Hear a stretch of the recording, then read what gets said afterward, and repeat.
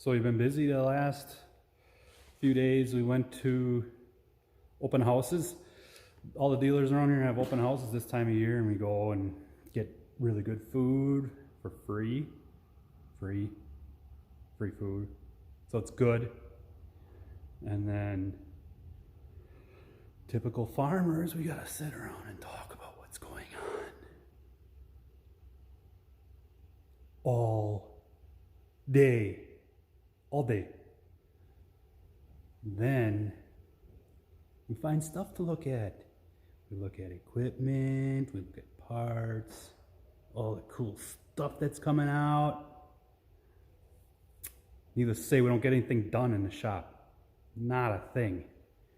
Then we went to a manure pumping school, manure application, actually. So I guess I'm smarter now. I got a certificate that says I'm smarter, believe it or not. Then this week, Trevor also has off of school for spring break, so he's been helping me work on the 924. And we still aren't getting squat done because we're doing other crap and messing around, doing stupid stuff. I'll show you what we've been working on, but I gotta switch the camera. You don't want to look at this ugly face. Okay, so I know it's been a while, but this is what we got. We got the 924 in here still. Got the wheels off both sides. The power steering lines were what was leaking. They are right down here. Got them unhooked now. And then they went up into here. And then you can see they turn into a hard line and shoot across, and you can't see it. I have to go around the other side. So, pretty sure those lines were leaking right where the rubber met the hard line, and then they crimp it onto the hard line. A lot of times the crimp will fail. I don't know why, but this is the power steering motor. That's where the lines are. Fun. Super fun to get at. On the bottom of the cab here, you can kind of see it's like a plastic tray. You got these air lines coming off. Well, this plastic tray right here, this son of a gun, this is the bottom of it. Flip it over. That goes under that cab. Yeah, and you're supposed to take that off to work on that thing. Yeah, fun. Stupid engineers. And you know what Fent said? Pull the cab off. Oh yeah, because I've got a fancy hoist up there. You see it? You see it? I don't see it. No, because I don't have one. So, a bright idea I had was, we had these screw jack things for our MX Magnums. You unbolt the cab and you just jack it up like so, and then you can get underneath it and work on it. And yeah, really is a time saver. So I made my own. I reused the screw for the brackets we made for MX. Made some new brackets on this corner. Go over here, and this corner, and it's pretty simple really. You just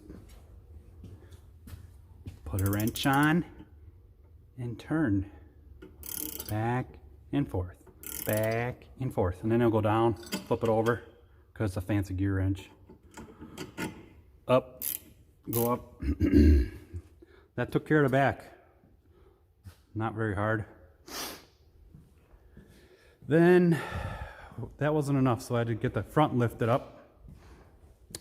Front was a little more challenging. Nowhere near as much space to work with. this big chunk of steel here actually goes across to the other side.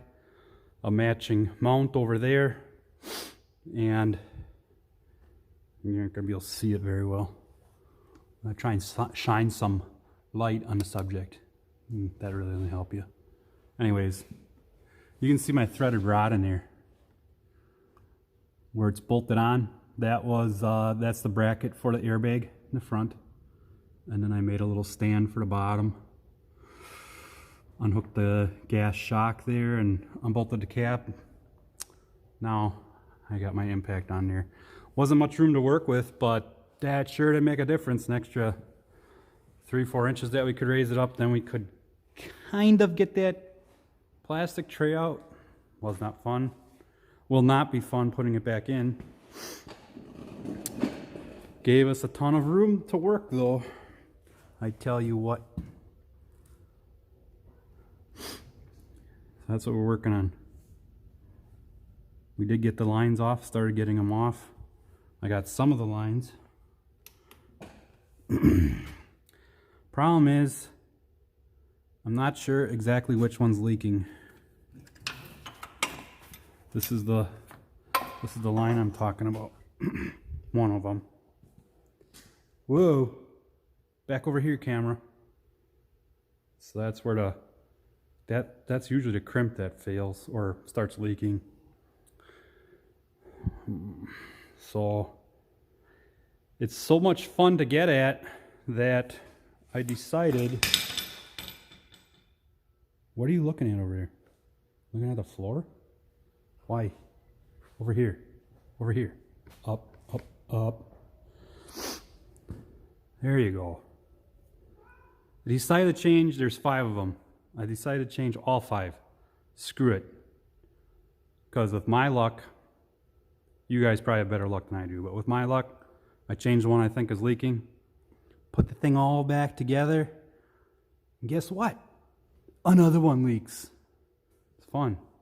A lot of fun. So I called and ordered the lines, and AGCO has a really good parts book online. You can look everything up. I got 1, I got 2, I even got 3, 4, but yet I don't have 5, number 5. So we are putzing around with other stuff that we can find wrong until we get all 5 lines.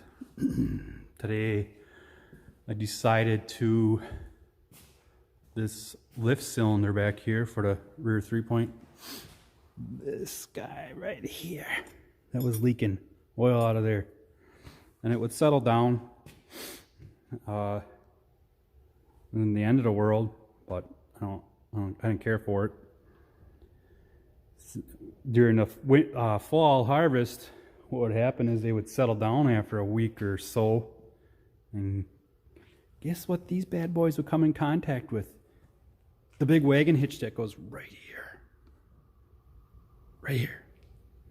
And then, yeah, not good. So, had this all lift arm off. We just left the bottom of the cylinder attached to the tractor. Pulled the top out. Pulled the cylinder apart. It did not want to come apart at all. But we did get it, and we got it back together. Almost. I ordered the kits. They don't want to give me this O-ring with it though.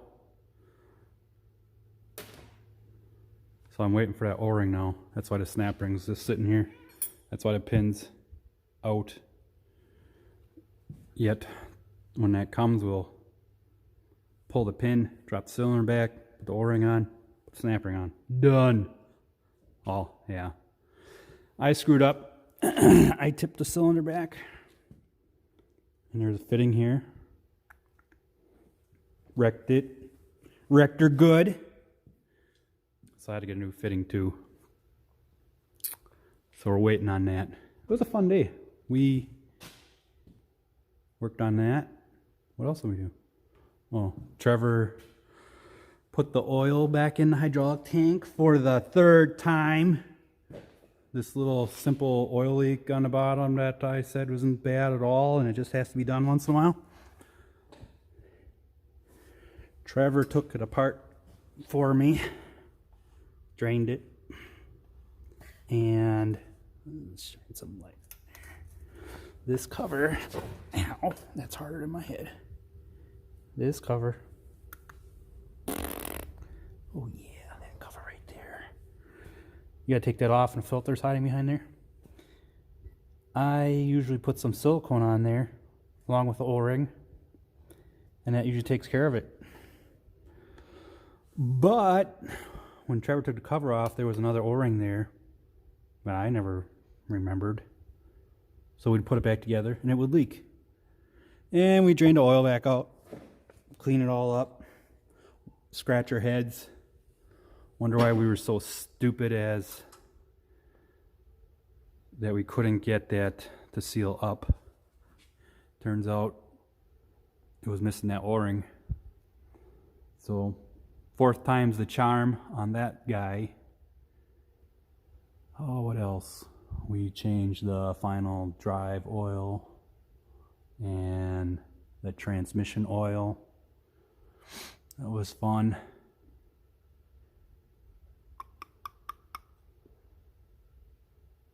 Yeah. So yeah, that's what we were doing. We pulled the cylinder apart, and just like everything else, you don't have everything. I needed a special tool to pull the end cap off the rod. It's fancy, I'm telling you. I'll show you. It's a spanner wrench, pretty much. Nothing special. We fabricated this one. Fabricated. Cool, huh? So now I got a tool when I want to do it the next time. It worked pretty good, except for the crazy Loctite that they had on the frickin' thing. We could not turn it. We had to have a 3-foot pipe on there. And yeah, we finally got it loose. Put that back together. Oh, this is the other part that was fun today. These hydraulic lines over here that we were talking about. Super tight! They were so tight.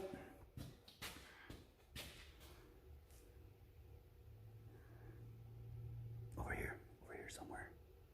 They were so tight. Oh, I hate when they're that tight. Why? What gorilla tightened those things up? It's ridiculous. This is a big wrench. See? It's massive. Try and imagine fitting that under there. And then I got it loose. But then I got it little, I'll show you. This guy, this goes into the pump, the motor, whatever you want to call it. And then the line goes on this end.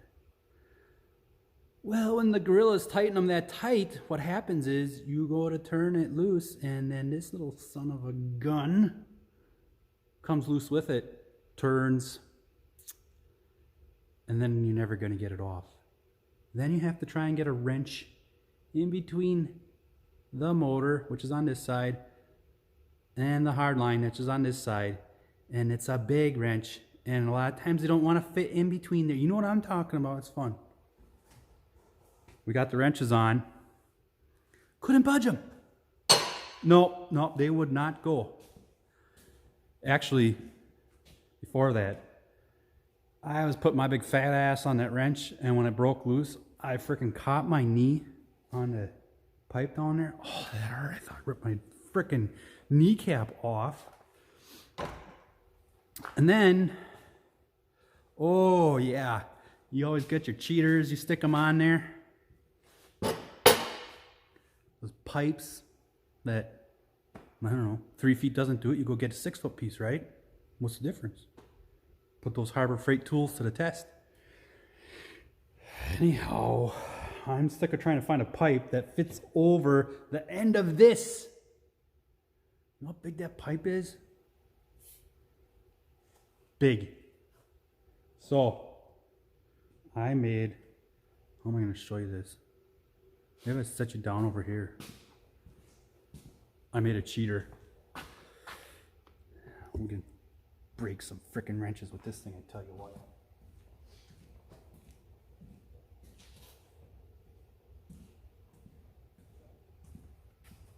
Old piece of PTO shaft, solid. You're not going to bend it. Oh. Somebody would, but I'm not gonna. I put this fancy piece of angle iron on here, off the scrap pile, drilled a hole through it, had put the bolt on. See the bolt? See it? Put the nut on here. Safety first. Hey wrenches, how's it going? I'm trying to shoot a video here. There, she moved. Okay. Just wait, you'll see, you'll see. You gotta have the open end on the line, so then you can't put the normal wrench on here, and because the open end is where you cheat all the time. So you take this fancy guy, and all of a sudden you got some extra leverage. And you can break some shit this way. And then if you want to be safe, you put the nut on here, like so.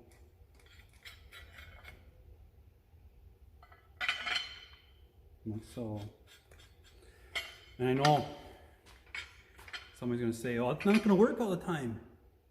Yeah, it probably won't. But you just flip it over or the other direction. One direction. Thanks, wrenches. Wrenches, the shop cat. So, guess what? This is way smaller on this end too, so if you really want to work something, you can put a pipe on there and really bend the shit out of something. Expensive tool. I'm sure Snap-on sells something. But I don't buy Snap-on. Dad's gonna see this thing and he'll be like, what the hell is this for now? It's for breaking shit. You can even hit somebody with that thing.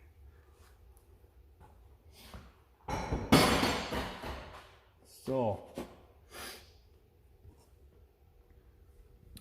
we are getting there. Not fast. But that's the way it goes this time of year. You don't really care. Work at your own pace. We also need to go and change the front axle seals yet.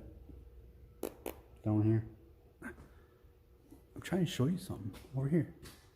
Down in front. The axles. Can't see it anyways. Those are $500 seals. I know, right? Give me a break. But I don't want to tackle that with these two wheels back here missing already. That might be a little unstable. Safety. So we're going to finish up the back here, hopefully. We could probably get it wrapped up tomorrow if the line comes from Germany. Yeah, I said Germany. It should get here though. It'll be fine. What else? We got to get the 1046 in here next, and a couple of the other ones. The mechanic is coming for the 1046. We have the 1046 is the beast. It is under warranty yet from ICO, so they do all the maintenance and service work on that. I don't have to do anything. We do stuff, so believe it or not. So we got to get that guy in here so he can work on it. We got to change. There's a recall on the front wheel spacer hubs for the front duals, and a couple other little things. And then I want to bring in some of these the 927, and some of the other ones need a valve adjustment. I don't do that. It's above my pay grade. And I got better shit to do, so let them do it. And then we're gonna go and make sure this one here, for whatever reason, the GPS, it works, but it works different than the other tractors. It probably has a different version, so we'll have them take a look at that and get that figured out. And then we got to bring the other beast in, the 780, or 780, what the hell, 880, Big X 880 has to come in, and they got to go through that. That's under warranty yet. Check everything over, make sure she's good to go. So I'll get you a video of that too coming up. And I'll show you wrenches. Last year, no, 2 years ago, oh, probably 3 years ago. What am I talking about? Came to the shop and opened up the door, and I was greeted by this thing.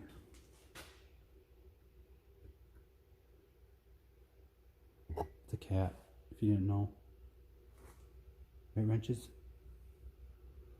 One of our old employees had a great idea of naming her Wrenches. She's kind of a pest, as you noticed, but she's a good kitty. Good kitty. Brian, you're gonna like all the hair on your jacket when you come back. She's been sleeping there. That's her spot this winter. I couldn't put the jacket away, but she looks so happy there. So when you hear the meowing in the background, it's not the dog, it's the cat. It's this cat right here. Meow, meow. That's what she does all day. Meow, meow, meow. Climbs on your lap. Meow, meow, meow. Climbs on your face. You can't go on the creeper underneath a piece of equipment because guess what? She climbs on your chest even. Sometimes you just have to, take a nap with the cat on your chest underneath the tractor and hope nobody walks in. Okay, that's what we've been up to. Subscribe. Right? No. Yeah. Like, maybe? I don't know. Whatever you want to do. Flip me off. Don't care. By the way, I got the coronavirus. Not. Give me a break. Bring me the ball, Josie. Drop it. Drop it. Drop it. Well, you listen as good as the kids. Drop it. Drop it. Gotta let Josie out for Grandpa. She can go and retrieve her, but she doesn't understand that you're supposed to drop it.